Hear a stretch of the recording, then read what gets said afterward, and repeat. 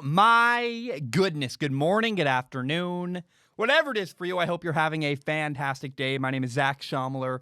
This is Strong Opinion Sports, episode 287.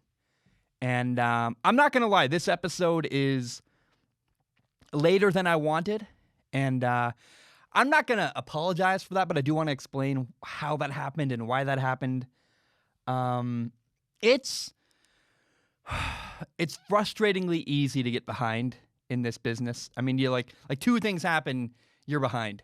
First of all, I got a good night's sleep. I think people don't realize how little I sleep, honestly.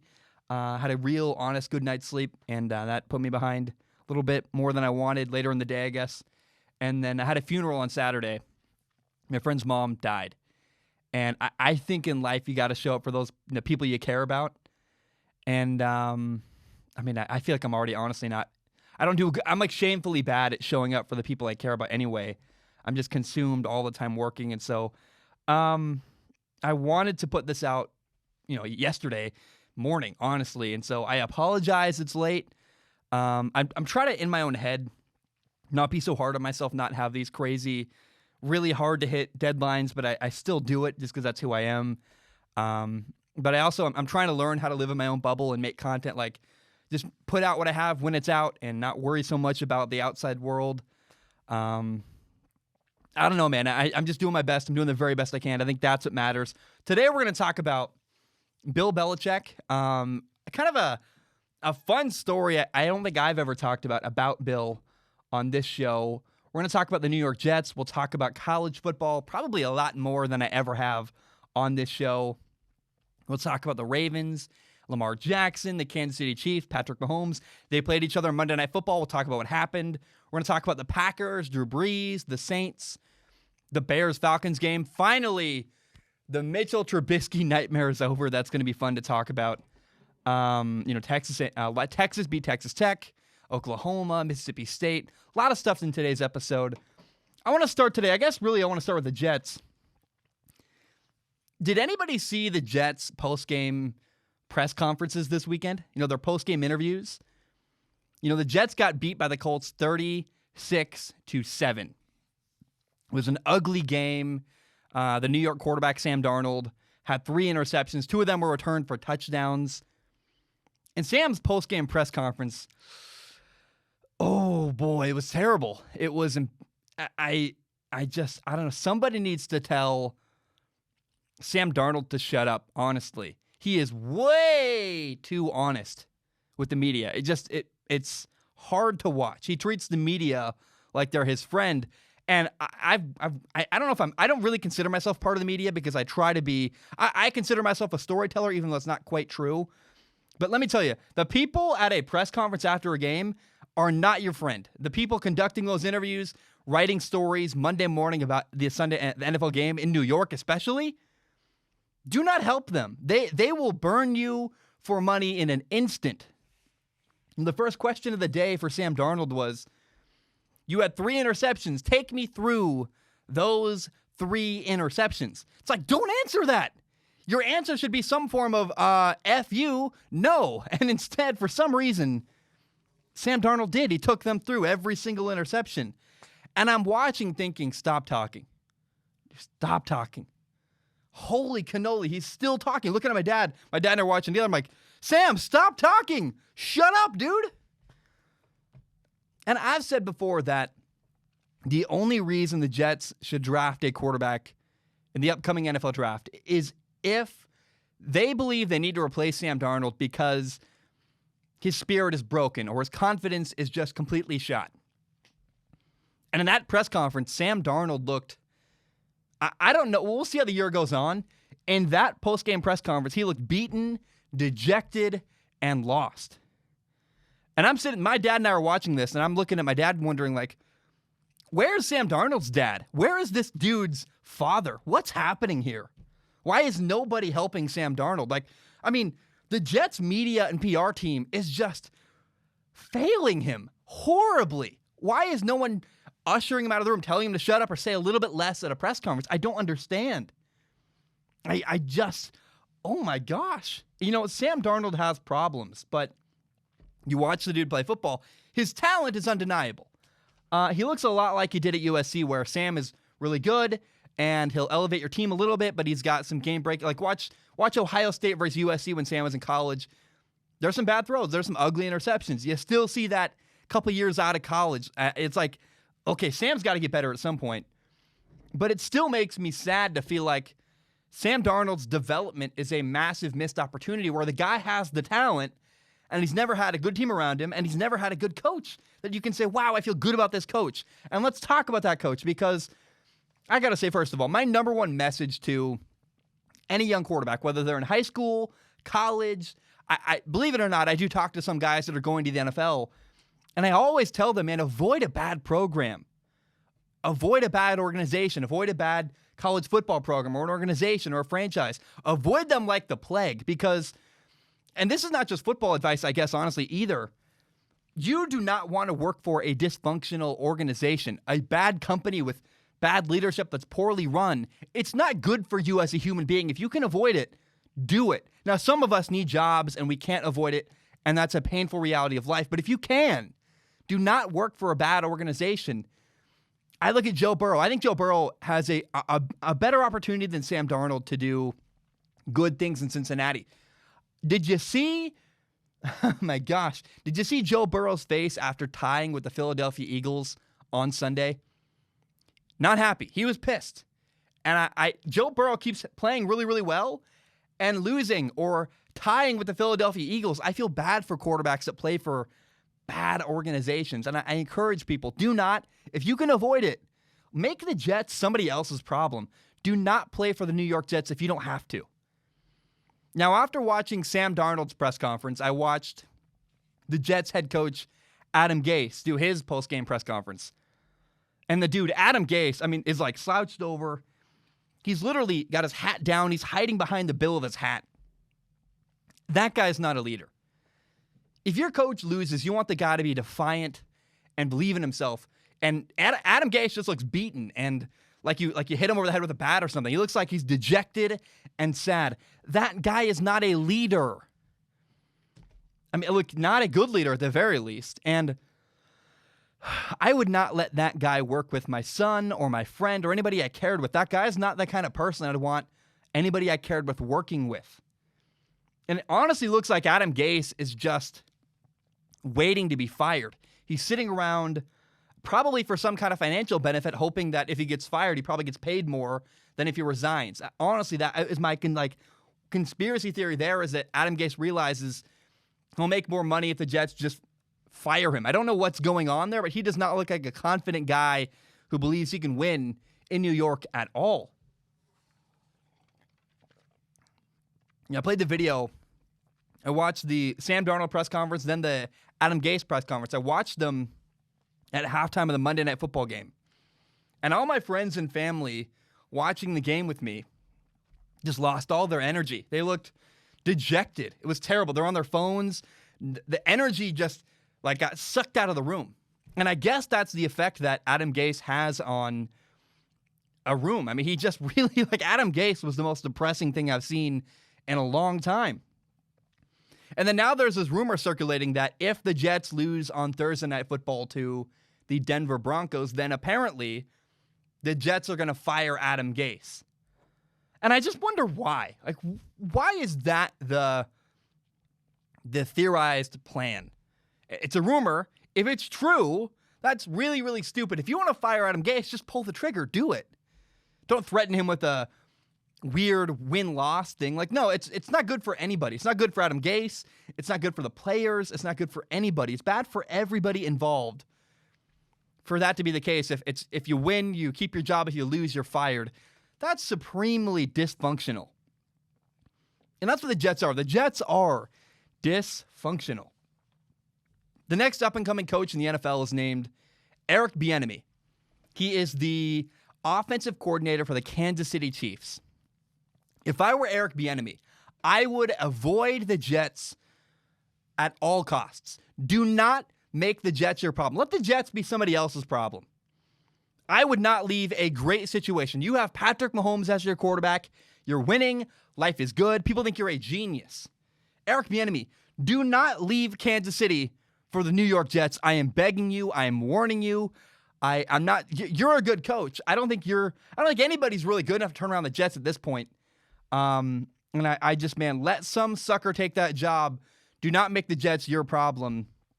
I just would not leave a good situation in Kansas City for a dysfunctional organization like the Jets. I don't know, man. I would not take that job. And I feel bad for Jets fans, man. Honestly, the things I see from people I know that are Jets fans are like, yeah, that's the Jets. And it's like, why is that the Jets? Why do people choose to follow a team that's this bad and this depressing? I just feel bad for people that have, like, the Jets don't choose their head coach. I mean, Jets fans, excuse me. If you're a fan of the New York Jets, you have not made any choices to lead you to this pain other than liking a team with an interesting green color. I feel bad for you guys, man. You don't deserve what's going on. And I think a lot of people are victims of the Jets, and it's just painful. It's horrible. And they are just a supremely dysfunctional organization. I want to talk about Bill Belichick real quick. There's this thing, man. Watching the New York Jets struggle reminds me of my favorite Bill Belichick moment of his entire career. Bill Belichick has been the head coach of the New England Patriots for 21 years. He's won 6 Super Bowls in that time frame. He's a legend. He's literally the greatest coach of all time. But Bill Belichick made a decision before getting to New England that made all of his winning with the Patriots possible. My favorite personal quality, before I get into his favorite moment, my favorite thing about Belichick is, he's a genius. He does a lot of things right. But my favorite thing about Bill Belichick is he doesn't really care what other people think, and he's never been afraid of being unique or being different. He'll do what he believes is right, even if nobody else, like how rare is that to find someone? You ever been in a classroom situation? People are literally afraid to be different. Like, oh, what if I stand out? Belichick comes up with holes in his shirt, doesn't care, does not care, does what he thinks is right. No fear of being unique or different. Bill made a move that I guess I don't believe most coaches in the NFL have either the confidence or the self-awareness to do. I think both. It takes self-confidence and self-awareness to do what Bill Belichick did. Bill Belichick was once made the head coach of the New York Jets, and he was in that position for one day, for 24 hours, and then he resigned. He stepped down. No one talks about this very often. It's a thing that I think is kind of lost in history at this point. Now, if I give you the short version, like the Cliff Notes version of this story, I want to encourage you, go do more research if you want to. I would start with a 30 for 30 documentary called The Two Bills about Bill Parcells and Bill Belichick. But the short version of the story is that he was the Jets coach for 24 hours and then he resigned. Now, Bill Belichick is famous for saying absolutely nothing at his press conferences. He does not give you anything.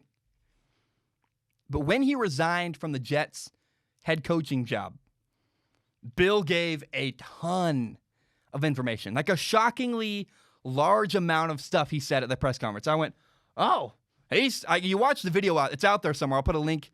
If you're on YouTube, I'll put a link in the bio somewhere or in the description somewhere or something in the comments maybe.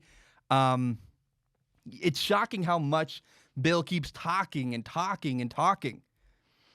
And he explained in detail exactly why he was making the decision he made, why he's doing what he's doing. And I would argue that this press conference is one of the earliest moments of Bill Belichick really kind of flexing his muscles and showing his true genius, where he was well aware how weird it is to have a job and then quit it 24 hours later. And so when he talked to the media, all he was really doing was talking to his next employer, saying, hey, here's my case. Here's what I care about. Here's where I want to be. Here's what I believe I can do. Bill Belichick was very careful to do two things. Number one, he was very careful to not bash anybody associated with the New York Jets. But number two, he was also careful to make it clear He wanted to coach, and he believed in himself as a head coach in the NFL. But he also then pointed out the uncertainty with the Jets ownership. The former Jets owner, Leon Hess, had recently died, and the new potential owners of the Jets were either going to be James Dolan, who's all kinds of bad with the New York Knicks, or Woody Johnson, who ended up buying the team of Johnson & Johnson, the pharmaceutical company. And after the fact, years later, Bill Belichick has said that he had problems with both potential owners. But Bill Belichick did something that most football coaches do not have the confidence or self-awareness to do. He realized, he looked around and said, wow, I am in a bad situation. And he quit after just one day. And I want you to think about something.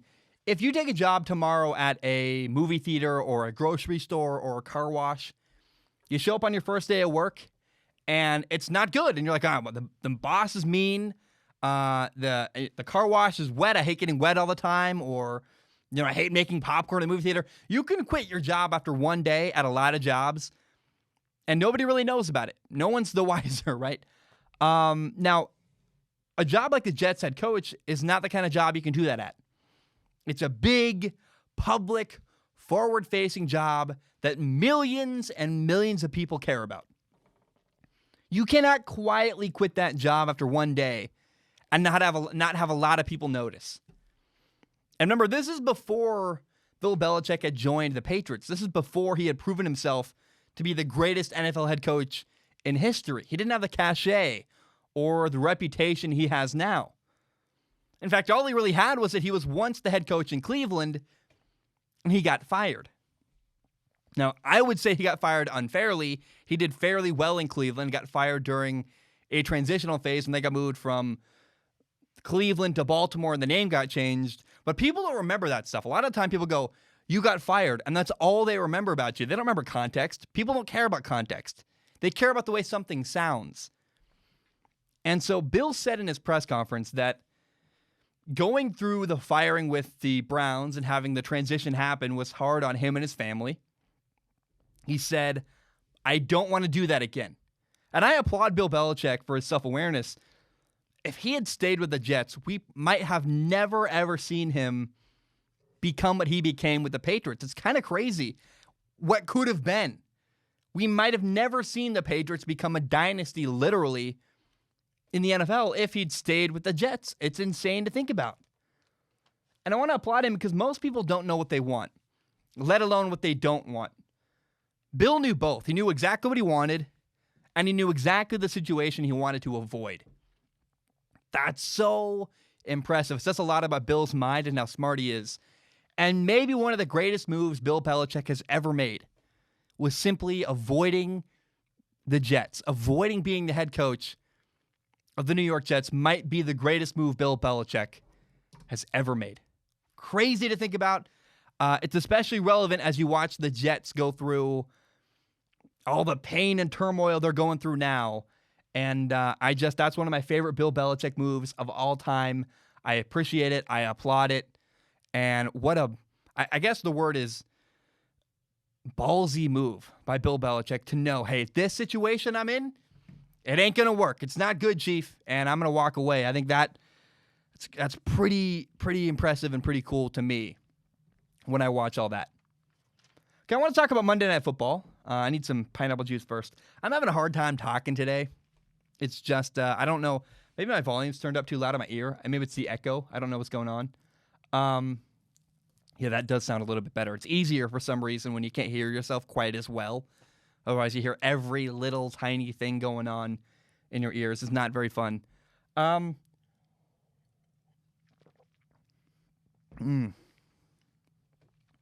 Monday Night Football, the Kansas City Chiefs beat the Baltimore Ravens 34-20.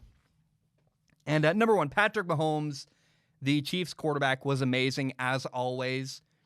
He was 31 for 42 passing, 385 yards, 4 touchdowns, no interceptions. And he made just ridiculous play after ridiculous play after, quite frankly, ridiculous play. He was so good to watch. He had this incredible throw to Tyreek Hill for a touchdown on a corner route where coverage was good And it was just a perfect throw that I felt bad for the defender. Like, you're in the right spot. That's just an incredible throw that no one else can make in the NFL. Or, he launched a long touchdown off his back foot to Mecole Hardman for like a 65-yard touchdown. You went, oh my gosh, that's crazy. He had a dime on a corner route to Clyde Edwards-Helaire on the left sideline, right over Patrick Queen. It's funny, like a LSU on LSU crime where the linebacker just could not guard the running back. Great throw there. He had another play where he stepped up, threw it for a first down. He had another play where 3rd and 10, they're like, oh, they got him. And, of course, he just runs to the outside, gets to the edge, runs for a first down. I mean, countless plays that Patrick Mahomes made where this guy is so good. He's far and away the best in the NFL. And, I mean, the truth, though, is that's what's expected of Patrick Mahomes. Anytime you watch Patrick Mahomes play, it's not boring, but you know what you're getting into. You very much expect him to be incredible, amazing, and dominant.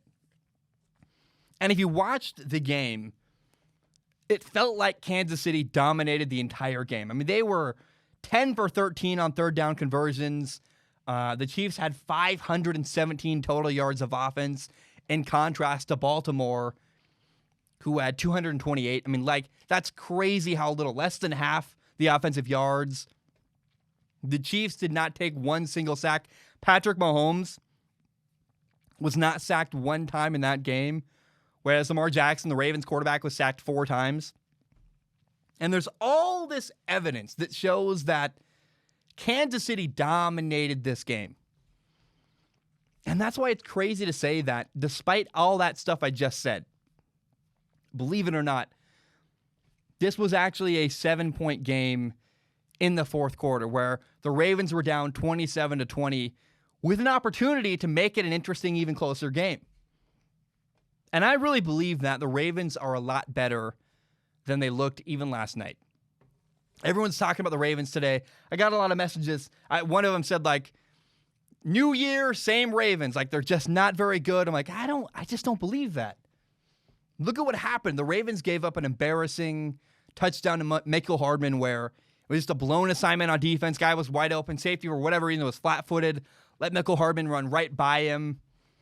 And I really believe that the film from this game is going to help 2 different teams in the NFL. Number one, of course, it'll be the Ravens. The Ravens will get better from this because they're going to look at film and say, wow, we had a lot of missed opportunities where we can be better. There was an incomplete pass where Lamar Jackson threw down the right sideline to Hollywood Brown, where he was open, man. Hollywood Brown beat his man vertically, and Lamar tried to throw it on a line instead of leaving air under the ball. A different trajectory, a bad trajectory. If Lamar puts more air under the ball and throws out with a different trajectory, that's probably a touchdown, if not a gigantic completion to Hollywood Brown. And there were a ton of mistakes on defense for the Ravens. I wonder, honestly, why they didn't start the game with a little bit more urgency. I mean, a couple fourth downs early in this game, there were moments where the Ravens kicked a field goal when I believe they should have gone for it. One of the most painful ones was early in the game on 4th and 3 from the 8-yard line. I'm just screaming at my TV, go for it.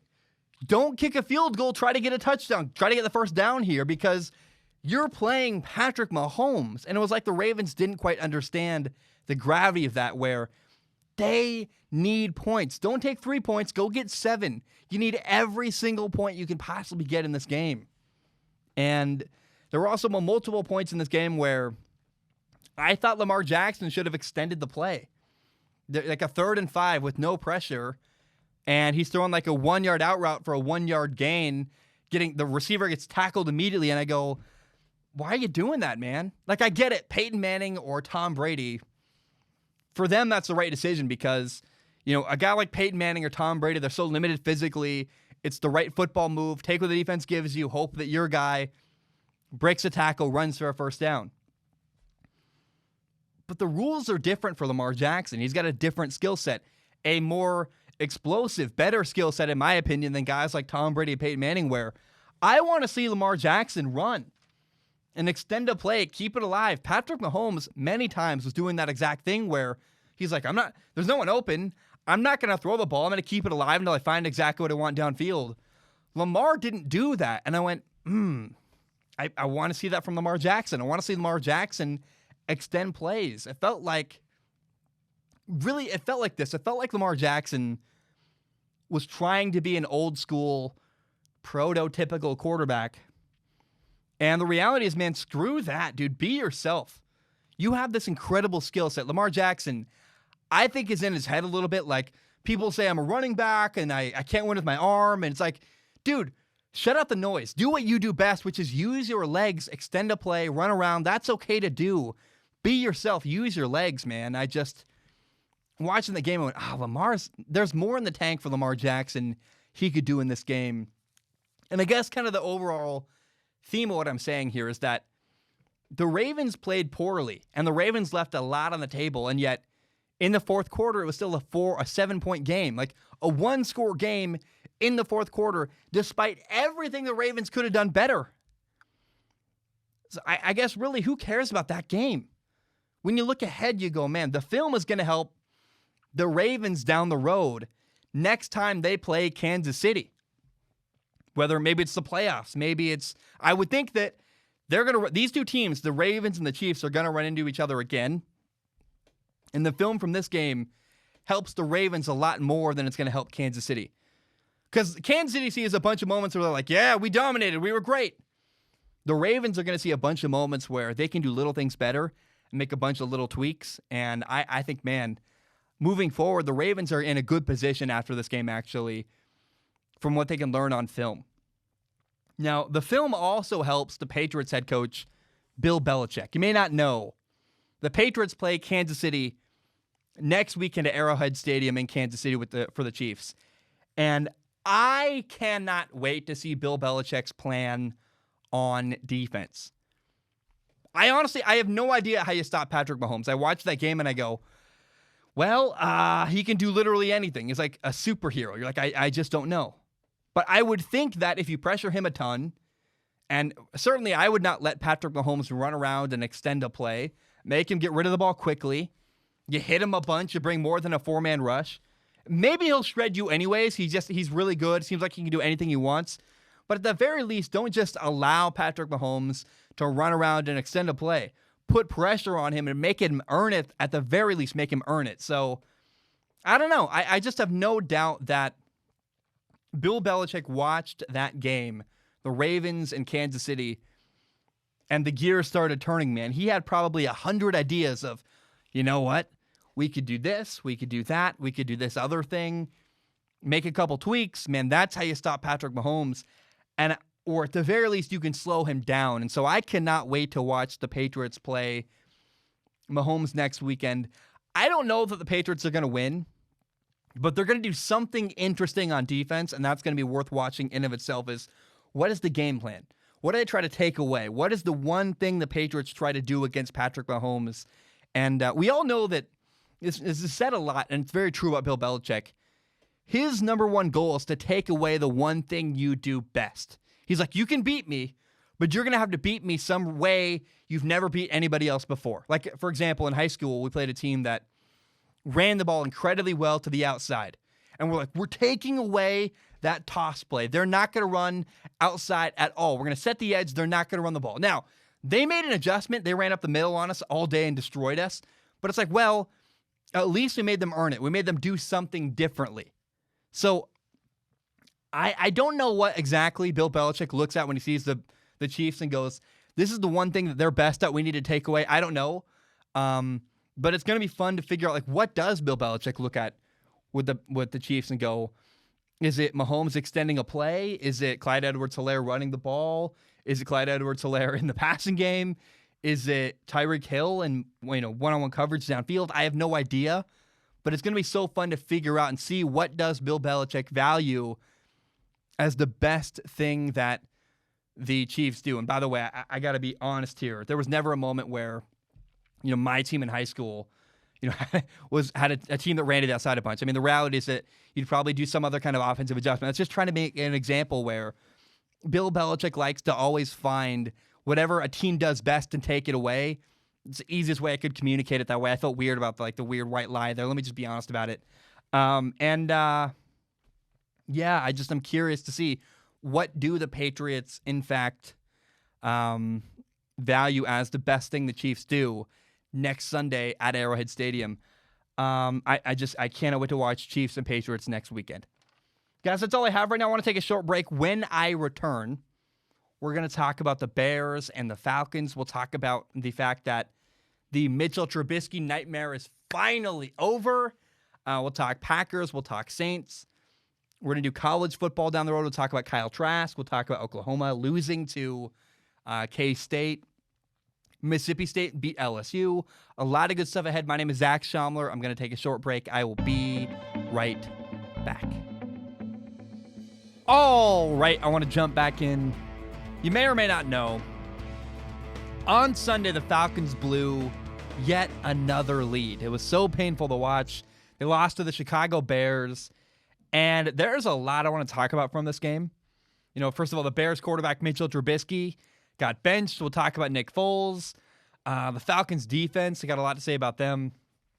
But I want to start by saying that you would never, ever know that the Atlanta Falcons head coach, Dan Quinn, is supposed to be a defensive-minded head coach. It's so crazy to watch. The Falcons' defense is so bad.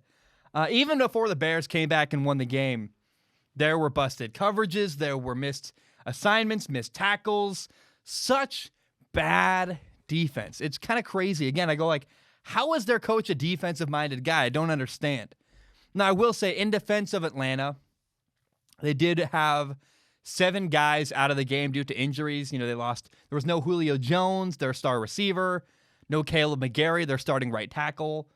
They had 5 guys hurt on defense, 3 cornerbacks, including A.J. Terrell out with COVID, a linebacker and defensive end. So big losses on defense, absolutely for sure. But still, the Falcons had the lead, you know, by the way, a 16-point lead with less than 8 minutes to go in the fourth quarter. And people keep saying, I keep hearing people say like, oh, can you believe the Falcons blew a 16-point lead in the fourth quarter? No, it was way, way worse than that. The Falcons had the lead halfway through the fourth quarter. They were up by 16 points, and they still lost the game. Now, the Falcons defense kept giving opportunity after opportunity after opportunity to the Bears offense. It was kind of crazy. Now, the reason why Mitchell Trubisky, the Bears quarterback, got benched in this game was because he was repeatedly unable to take advantage of, quite frankly, the Falcons' mistakes. He was terrible at throwing the ball downfield. I mean, he had guys open multiple times, and he either didn't see them or wouldn't pull the trigger. There were times where, like, he had guys open vertically, and he's trying to throw the ball deep, and, like, he literally couldn't put enough on the ball to get it up and over defenders, where he literally doesn't have the arm strength to throw a high arcing deep ball. You go, dude, your arm talent's awful. You know, plus later on a 3rd and 2, Anthony Miller was wide open deep. Should have been a touchdown. And Trubisky missed a wide open easy pass. Not to mention on a 3rd and 5 where there was a play where the Falcons had a busted coverage. Guy was wide open down the right sideline. I mean, guys, the Bears had a man wide open. Should have been an easy touchdown. And Trubisky didn't even see him. He didn't throw him the ball, but he didn't even see the guy was open. It's like, how do you not recognize a busted coverage where a guy is wide open down the right sideline and not even give him the ball? And I just cannot imagine how infuriating it was for the Falcons during this game. Trubisky processes the game at a terrible, incredibly slow rate. He's got a bad arm, throws a weak spiral. Most of his completions in this game were a bunch of slants inside on little tiny 5-yard throws.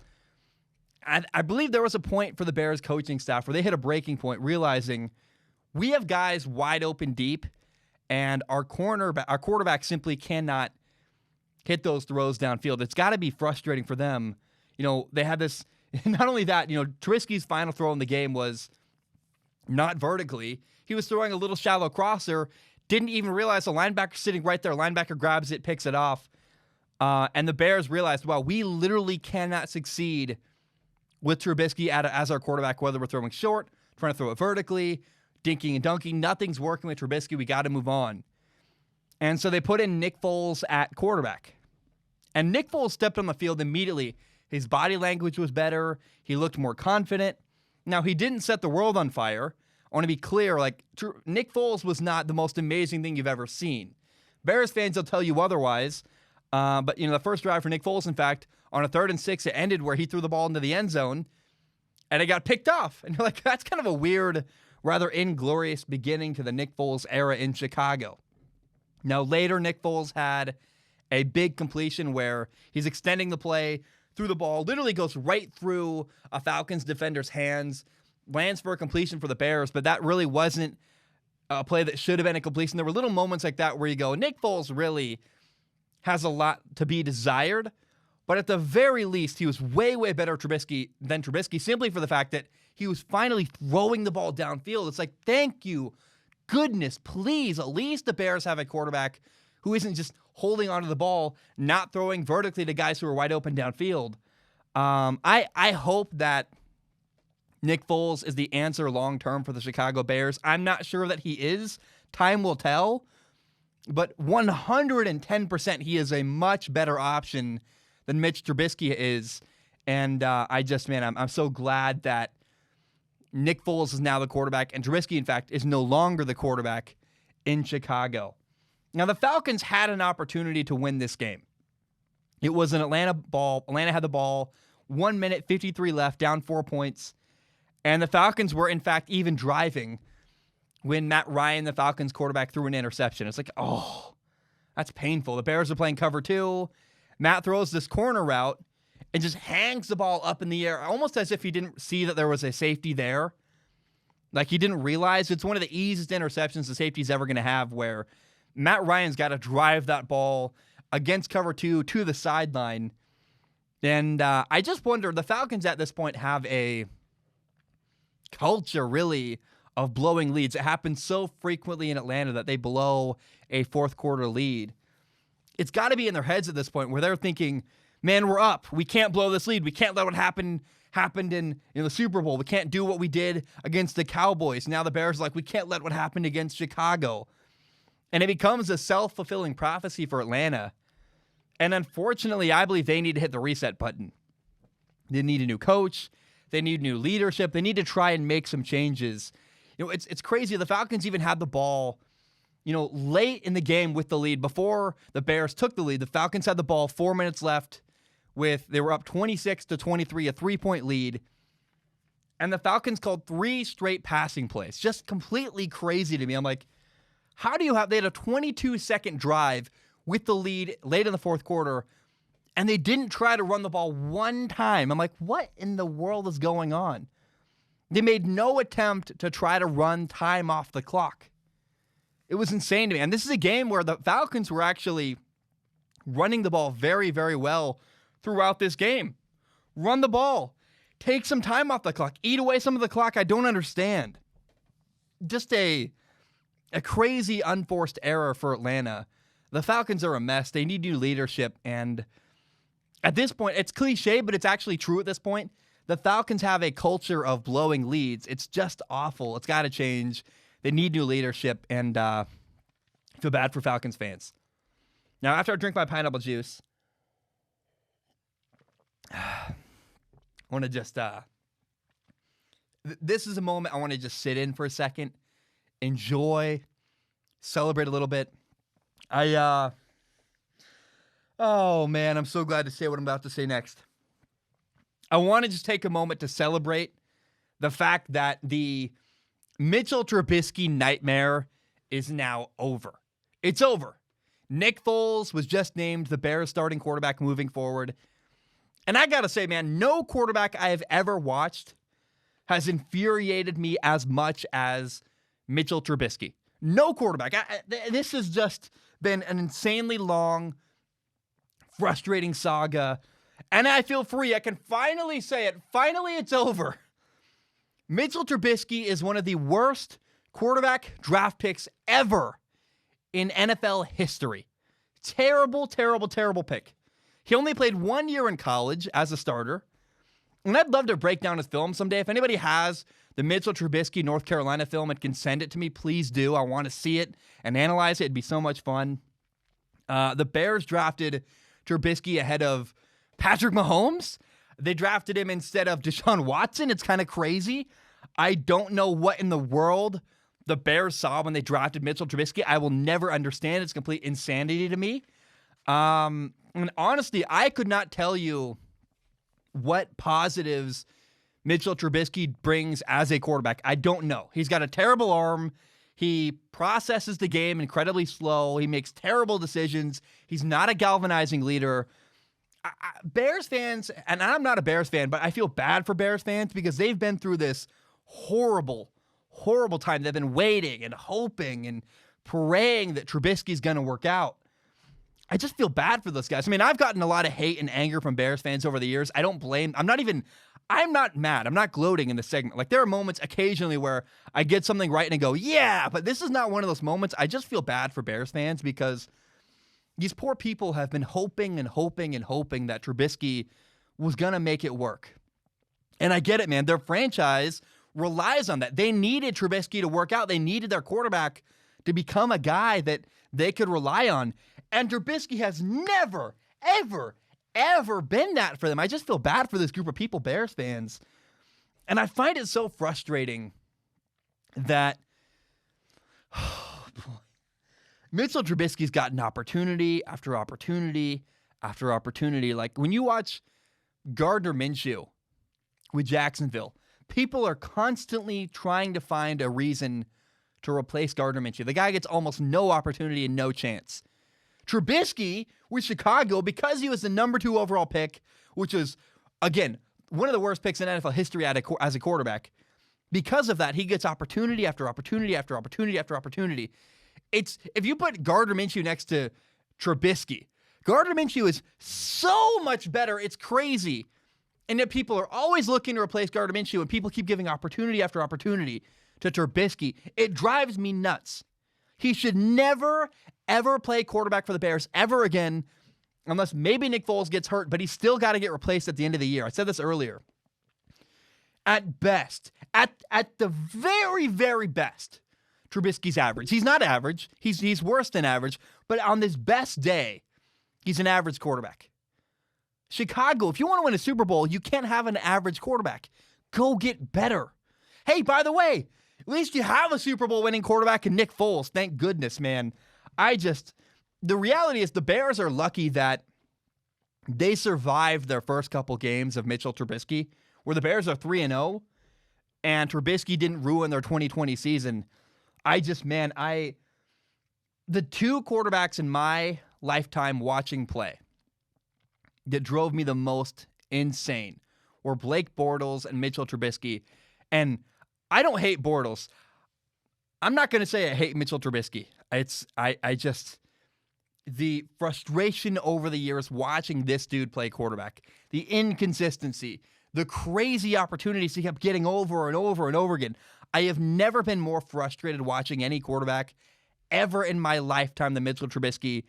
And I don't mean to be mean-spirited, but I am so happy for Bears fans that the Mitchell Trubisky nightmare is finally over. Like, oh, yes!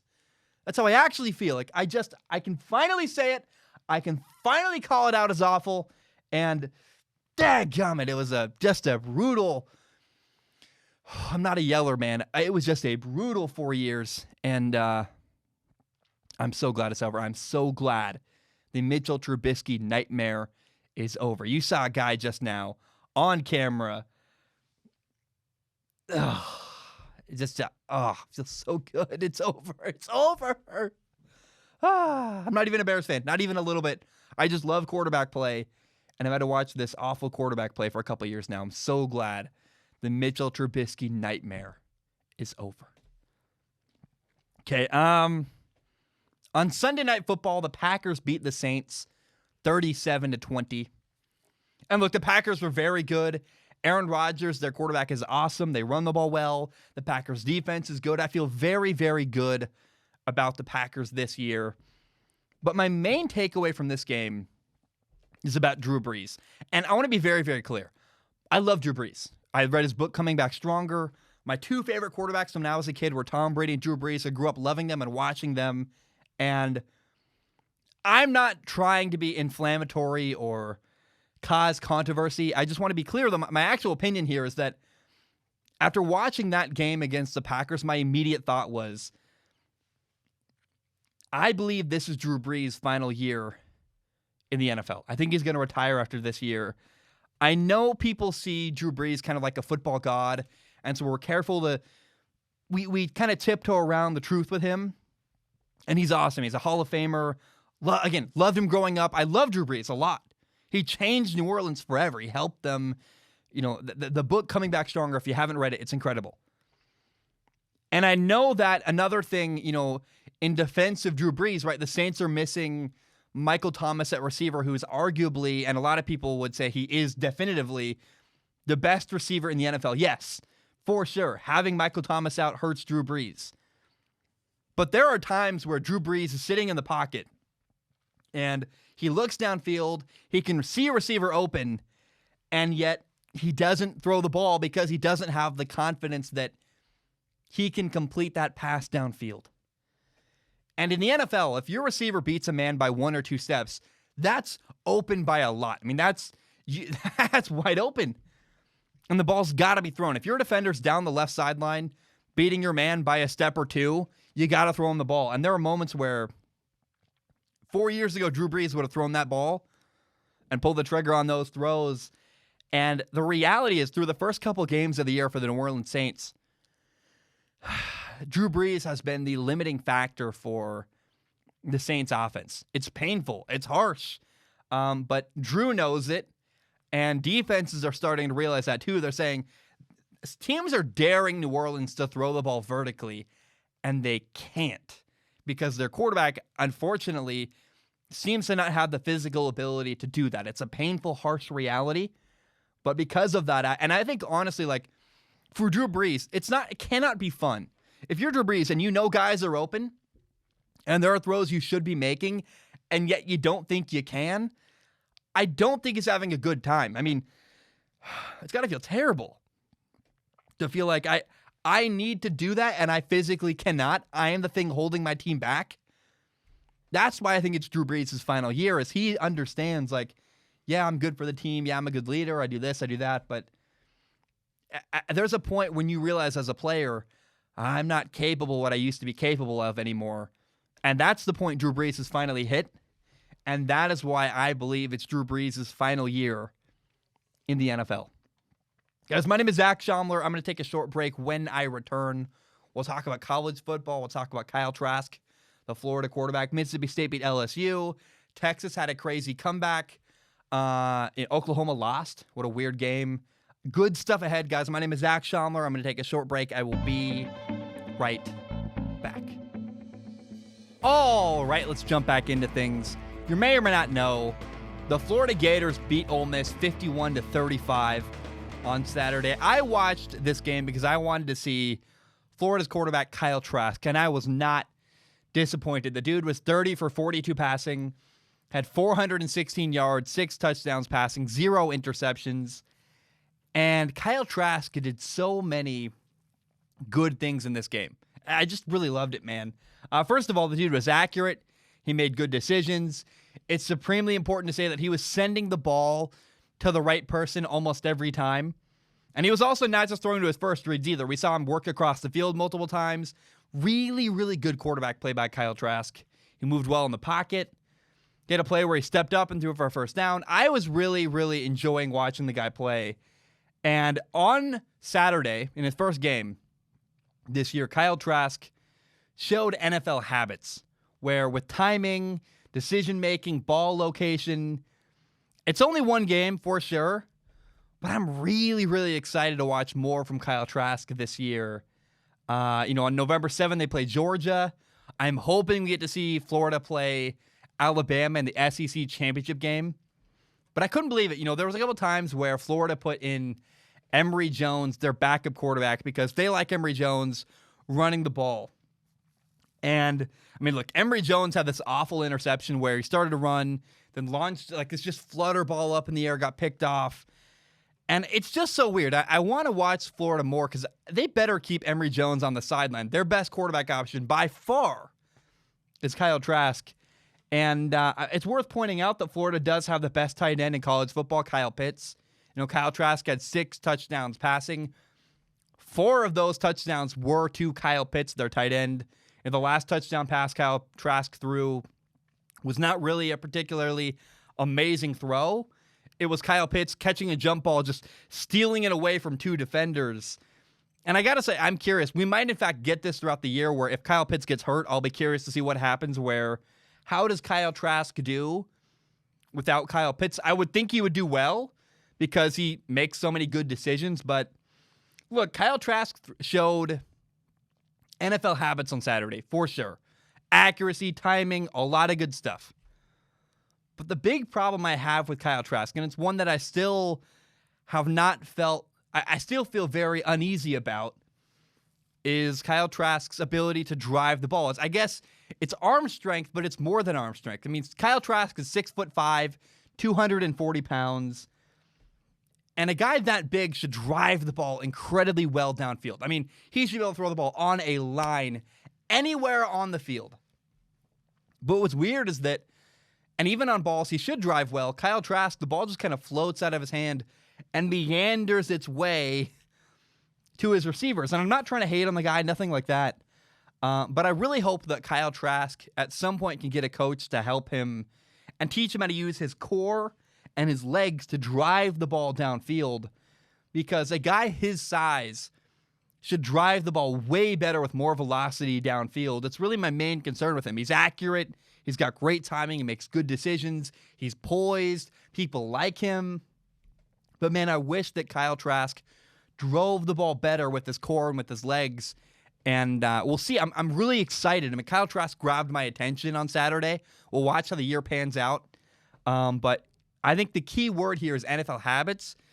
The question is, maybe after this year when he goes to work and prepare for the NFL draft, is he going to get a coach that can help him learn how to use his physical tools even better to get more velocity on the ball, to drive the ball better downfield with his core and with his legs?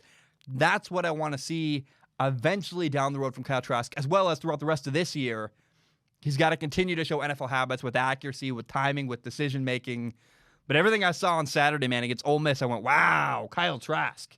That is really, really exciting, really cool stuff. And I don't want to write him off, even though I don't love Kyle Trask's ability to, his arm strength and his arm talent is pretty average. The habits are there, and so I don't want to write him off yet, even though I'm not in love with his ability to drive the ball downfield. Now, on Saturday, another game happened. On Saturday, Mississippi State beat LSU. And it was pretty cool. Mike Leach got his first win for the Bulldogs as the MSU head coach. I don't know if they call them that. I know they say like Stark Vegas, and I'm going to say MSU a couple times. I know it's Mississippi State. I don't know what they call them there in Mississippi. I'm not from Mississippi. But I guess, 2 things that stood out to me were, number one, Mississippi State's quarterback, KJ Costello, had 623 yards passing, 5 touchdowns, 2 interceptions. And, what's not going to show up in the stat book, honestly, too, at the end of the game is that he overcame a lot from Mississippi State's offense, where Mississippi State kind of struggled with, their center was having problems snapping the ball, literally. There were missed assignments on the offensive line. Guys kept coming free. Multiple moments where he had to step up in the pocket and try to make a play. And there were also a number of dropped passes. And you got to give credit, because KJ Costello really could have had he could have 700 yards passing if his team had executed everything properly. The dude deserves a lot of credit for his poise and for overcoming some of the bad plays around him, where he is kind of the perfect quarterback for this Mississippi State team in transition with a new head coach, where he's this veteran, stable quarterback. He's also a really cool story. I'm very happy for him because he transferred from Stanford as a grad transfer. And, Stanford's football program runs a completely different offense, and it's probably not a fun to play with because of their, quite frankly, lack of winning recently. And so I am just happy for KJ Costello because it seems like he's having a really good time winning, throwing the ball a ton. Just awesome for him. He did have a couple of missed throws. He had a pick 6 where he threw behind his receiver. But you also got to give him credit. KJ Costello threw some perfectly thrown balls up and over defenders into really tight windows. I walked away very, very impressed with KJ Costello because at the end of the day, he elevated his team and made them better and helped them win the game and beat LSU. Now, I was not impressed with LSU on Saturday, and I feel kind of bad for them because, look, I'm not trying to take anything away from Mississippi State, but this is not the same team for LSU. I mean, as the year goes on, it's going to become even more and more painfully obvious that this is just not the same LSU team as we saw last year. Here's a crazy number and a crazy, I guess it's technically a statistic, but it's really just a fact. LSU had 17 people leave their program early to go to the NFL. Like, yeah, they lost Joe Burrow for sure. He's actually not one of the 17 because he was a senior anyway. He was going to leave for the NFL. No, they also lost 14 players who declared for the NFL draft early with eligibility. They could have come back and kept playing for LSU, and instead they left. Those guys were drafted in the 2020 NFL draft or are now on NFL teams. Plus, when COVID hit and there was all this uncertainty going on, LSU lost another 3 players who opted out of the 2020 season to go prepare for the 2021 NFL draft. So basically, LSU just got completely gutted. They are a completely different team than they were last year. Not to mention, by the way, in this MSU game, they had an All-American corner, Derek Stingley, who got hurt. He had some kind of allergic reaction. We got told he was sick. We don't really know what all came to fruition there, but they didn't have their best corner in this game either. And LSU got absolutely gutted this offseason and losing player after player after player. I feel so bad for them. By the way, the new LSU quarterback, Miles Brennan. Oh boy. There's a reason that Miles Brennan was on the bench for 4 years. Kind of the biggest thing that sticks out, first of all, Miles Brennan is not terrible. He throws the ball. He's got a pretty good arm, but attention to detail is just kind of a lacking thing. When you watch Joe Burrow, part of why Joe Burrow was so good was his insane attention to detail. You could tell during the offseason, at moments that are not during practice, he was working with his receivers, learning how to have perfect chemistry with them. And he kind of willed it into existence where Joe Burrow said, I'm going to do so much work. Me and these guys are going to be exactly in rhythm. When I'm rolling to the right, they're going to know where to go, where to come back to the ball, things like that. The attention to detail just isn't there with, Miles Brennan. It's hard to watch. He's bad against the blitz. He's really bad outside of structure. Again, not terrible, has a solid arm, but he's not very fun to watch because he's just not Joe Burrow. He's a very typical LSU quarterback, a guy from the South that is just tall, has a good arm, and is very average. And it's just not a lot of fun to watch at LSU. Now, I do want to say every time I talk about LSU, I try to point this out. I absolutely love LSU Stadium, Death Valley. I hope I can go to a game there someday. I want to take my girlfriend, have a ton of fun. But I also got to say, I fear that losing to Mississippi State is just the beginning of what's going to be a really tough year for LSU because they're simply not the same team they were last year. They're going to win a couple games because they got some talent and they're LSU, but I don't feel good about LSU moving forward. I think this was actually a sign of things to come, the way they lost to Mississippi State week 1 of their college football season. Now, did anybody watch the Texas versus Texas Tech game on Saturday? It was crazy. Texas won in overtime 63-56. But here's the crazy part. Texas was actually down by 15 points with 3 minutes and 13 seconds left in the game. And by the way, down 15 points, 3 minutes to go, and they still won the game. It started with a quick 33-second touchdown drive. Bang. 8-point game, 2 minutes and 40 seconds left. Then with that time, 2:40 left, they got an onside kick. They recovered it. They scored again with less than a minute left. Then they had to get the 2-point conversion, which they got. They go to overtime. They win the game. It was so much fun. Watch the highlights. I don't have a lot of crazy insight other than to say that, man, I really enjoyed that game. It was crazy, wild fun. And I just had a blast watching Texas beat Texas Tech on Saturday. You know what? I was going to take a short break. I got 2 things left to talk about. Let's just power through. My throat is really, really struggling. I don't know what to do at this point. Pineapple juice, doctor visits. I just, I don't know, man. I love talking for a living. I love what I do. My throat has a hard time if I push a little bit more than talking for 17 minutes in a row, I've learned. It's kind of weird. Hydration's hard. I can do everything I possibly can. We're going to push through. 2 topics left. You may or may not know, on Saturday, Kansas State beat Oklahoma. This was a surprise upset. Now, for context, K-State lost week 1 to Arkansas State. Like, oh, what? Oh, and by the way, K-State has a bunch of dudes injured and hurt that aren't playing in this game. And Oklahoma was up 35-14 at one point in this game. Late in the game, in the third quarter even. And the quarterback, Spencer Rattler for Oklahoma, was rolling. He was awesome. In the first half, he was 17 for 19 with 181 yards, 3 touchdowns, and his 2 incompletions were also, I guess, interceptions. One was a ball on the right sideline, a little bit underthrown, just really a great play by the corner, stealing the ball away from the receiver. His first interception of the day was tipped up in the air, really not his fault. So Spencer Rattler was rolling on Saturday, playing very, very well. So what happened? How do you lose a game where you're leading 35-14 in the second half? Especially if you're Oklahoma. You score at will. And they were. Oklahoma was scoring at will in the first half of this game. So first of all, Oklahoma center Creed Humphrey got hurt. He might be a first-round NFL draft pick. He's really, really good at center. And that's a painful loss that really affected them down the stretch on offense. So losing the offensive lineman hurts. Oklahoma also got killed by really big plays on defense where they let they had a couple busted coverages. Really, the truth is that Oklahoma let K-State back into this game with either defensive mistakes or a couple other mistakes. First of all, Oklahoma had a blown assignment which led to a long K-State touchdown. They left a guy wide open. Easy touchdown for K-State. That made the game 35-21.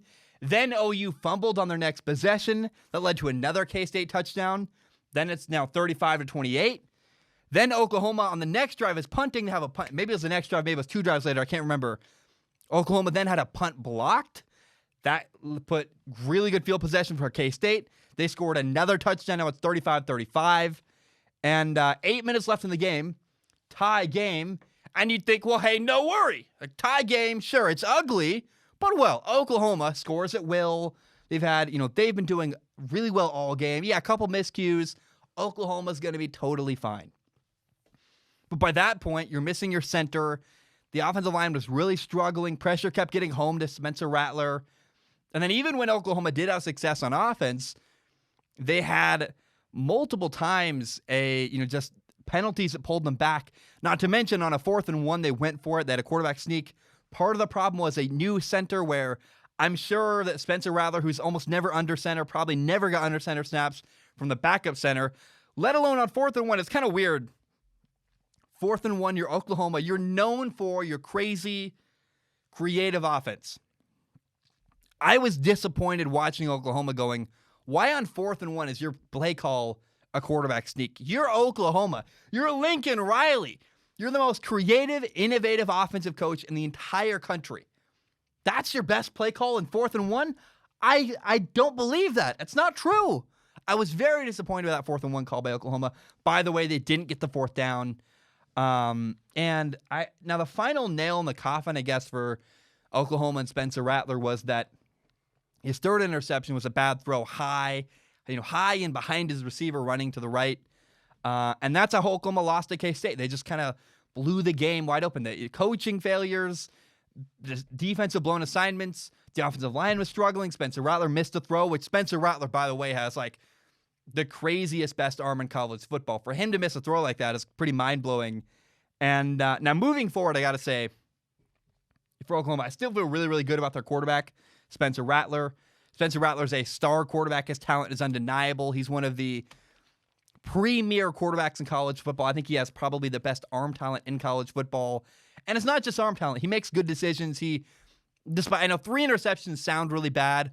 One wasn't his fault. One was a missed throw, and the other was just a great play by the defense. I go, okay, 3 probably should have been 1. And, I mean, he has plays where He steps up, extends a play. And I think as you watch Oklahoma throughout the year, they're learning with the new quarterback who's getting his first year. They're going to learn that, okay, Oklahoma's got to extend the play a little bit more, probably roll out to the right, roll out to the left, get Spencer Rattler outside of the pocket, especially with their offensive line really struggling the way they are. The right tackle is one of their tackles really was not doing. I don't know why I can't remember it, but I don't want to say the wrong one. They got a tackle who's a big concern on the offensive line. And now Oklahoma's defense is also a really, really big concern. I worry heavily about the Red River rivalry game against Texas versus Oklahoma. Spencer Rattler's incredible. Texas is very solid, very consistently good. And in the past, this game or not, just in general, Oklahoma's limiting factor has been their defense. And it feels like that honestly might continue throughout the rest of this year. Now, one thing else that's worth talking about, K-State has this freshman running back, Deuce Vaughn. He's 5'5". He's a freshman, by the way, freshman running back. He might be 5'5" and very short. He's still a big star in college football. Remember the name Deuce Vaughn. Against Oklahoma, he had 8 carries for 45 yards and a touchdown. He also caught the ball 4 times for 129 yards receiving. He is a stud. I encourage you, do not forget the name Deuce Vaughn. He's an up-and-coming dude. He's a freshman in college football, and he is phenomenal. He looks like an NFL guy. I've only seen him play one time, and I went, oh, wow, yeah, that dude. NFL talent right away. Deuce Vaughn is awesome. He's a freshman, and he lit it up against Oklahoma on Saturday. Okay, last thing I want to talk about today, I need some pineapple juice first. Woo, days going by. On Sunday, we had the Russian Grand Prix in Sochi in Formula One. And honestly, it was not the most exciting race I've ever seen in F1. Valtteri Bottas got first place. Max Verstappen got second. Lewis Hamilton took third. Lewis Hamilton was given I guess not one, but 2 5-second time penalties for illegal practice starts, which is just a weird. I don't know. F1 is very tacky. I get it. I understand that's the sport, but it's just frustrating that's the reason you're going to slow down Lewis Hamilton. It's just kind of weird and frustrating. That put Lewis Hamilton all the way back in 11th place in the middle of the race, so he had to chase and get all the way back to 3rd place. And while he pretty easily passed everybody else, you're not going to have Lewis Hamilton outpace Max Verstappen or Valtteri Bottas to catch all the way up to them. And I'm not going to lie, this race really didn't grab me the way other races this year have. I don't know why. At 6 a.m., maybe I was just tired. I don't think so, though. There's never been a race I've watched on the phone where I've been like, why is this not grabbing me? And maybe I'm just subconsciously getting ready and excited for next year, and so I'm not as into this year. I don't know. Now, my favorite part of this race in Sochi was, and I hope Sochi or Sachi, I don't know. I'm not Russian. I have no idea. I've never said that word in my life. Even for the Olympics, I never paid attention at that point. My favorite part of this race, though, was when you had a train of Lando Norris, George Russell, and Alex Albon. And it was fun, man. It was interesting, back and forth, really cool racing where Lando, Russell, Albon, they're all fighting really hard for positioning, and it was just really, really cool. Now, eventually, Lando and Alex pulled away, and they left George Russell and his Williams just in the dust. But that was a really fun battle for that little brief period we got. That probably my favorite highlight of the race. It was also pretty cool. Daniel Ricciardo got a 5-second time penalty.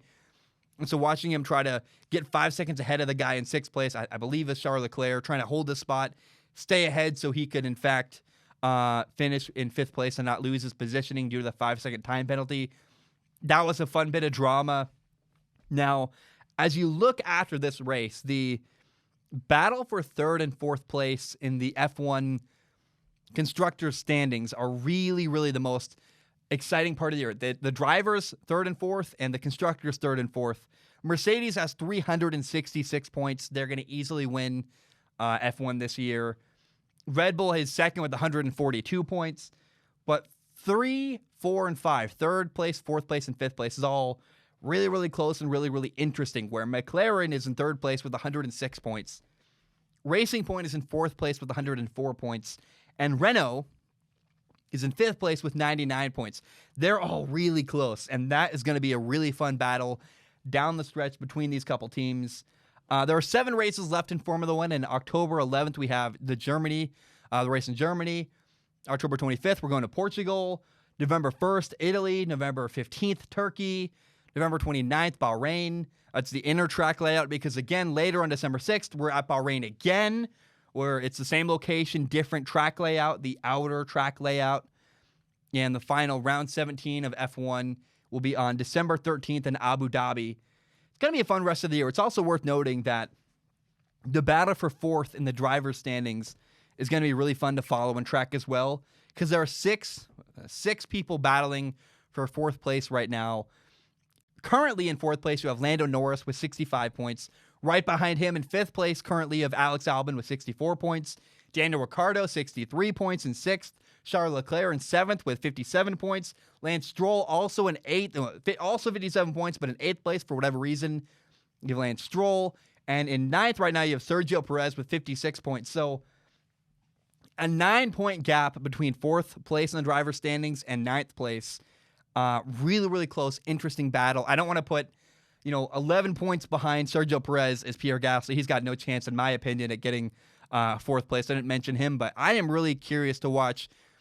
If you're looking for drama or interesting down the stretch, what team gets 3rd place in the drivers or in the Constructors' Cup Championship, and what driver is going to get 4th place behind Valtteri Bottas, Lewis Hamilton, and Max Verstappen in the F1 driver standings? That is what I'm excited to watch moving forward in Formula One as the year continues and as we go through the next 7 races in F1. I'm having a blast. I really hope it's good. But if you need something to follow, that is what you should follow as the year concludes. Guys, my name is Zach Schaumler. Thank you so very much for tuning in. I really, really appreciate you. I'm going to get this edited and put it out. Hope you're having a great day. I love you so much. I love my job. And I hope you have a great day. Bam. Oh, before I go, expect more. You're hearing this. Expect to hear a lot more from me as the days go on this week. I've got a lot of stuff to put out. I'm very excited. I'm watching, literally in like 10 minutes after I record this, I'm going to watch the Cardinals and the Lions, see what the heck happened in that game. I'll be watching that while this uploads. So hope you have a great day. Bam, we are done.